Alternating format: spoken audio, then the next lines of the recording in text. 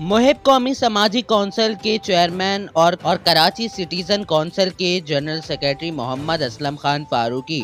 महफूज अहमद, राजा आज़ाद, अनवर अब्बास और दीगर रहनुमाओं ने के इलेक्ट्रिक के खिलाफ मुहिम जारी रखने के अज़म का अयादा करते हुए कहा है कि हुकूमत अपना किबला दुरुस्त कर ले कि इलेक्ट्रिक के लाइसेंस के मयाद में तोसी को किसी सूरत भी बर्दाश्त नहीं करेंगे कि इलेक्ट्रिक की कारकर्दगी पहले दिन से नाकिस है। इन ख्यालात का इजहार इन्होंने सिटीजन कौंसिल की जानिब से गुलशन इकबाल में नीपा स्टॉप पर लगाए गए के इलेक्ट्रिक के लाइसेंस की मियाद में तोसी की हुकूमती कोशिश के खिलाफ एहतजाजी कैंप में दस्तखत के लिए आने वाले शुरा से बातचीत करते हुए किया। रहनुमाओं ने कहा है कि इलेक्ट्रिक के सार्फिन शदीद जहनी अजियत का शिकार हैं। लोड शेडिंग,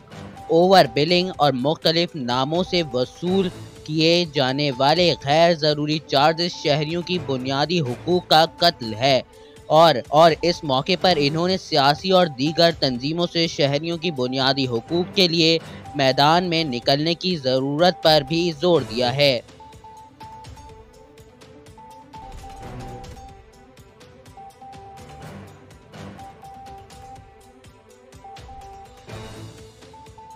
ऐसे ही वीडियोस देखने के लिए हमारे इस चैनल को सब्सक्राइब करें और बेल आइकन दबाएं ताकि हर आने वाली अपडेट आपको मिले सबसे पहले।